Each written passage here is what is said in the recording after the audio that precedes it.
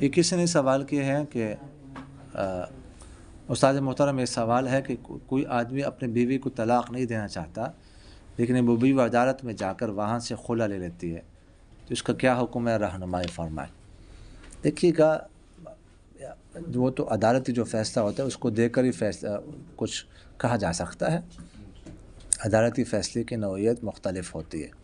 ایک تو عدالت جو فیصلہ دیتی ہے تو اس سے پہلے عورت کی طرف سے پٹیشن دائر کی جاتی ہے، درخواست، اس میں وجہ ہوتی ہے، کچھ وجوہات ہوتی ہے کہ وہ خلا کیوں لینا چاہتی ہے۔ پھر عدالت جو ہے نا ان وجوہات کو بنیاد بنا کر پھر فیصلہ دیتی ہے۔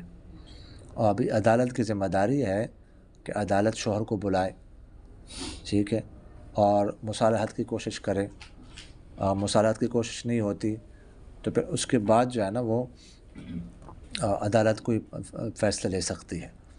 تو لیکن یہ تو جب عدالتی فیصلہ دے کر جائے گا اس کے بعد ہم کچھ کہہ سکتے ہیں۔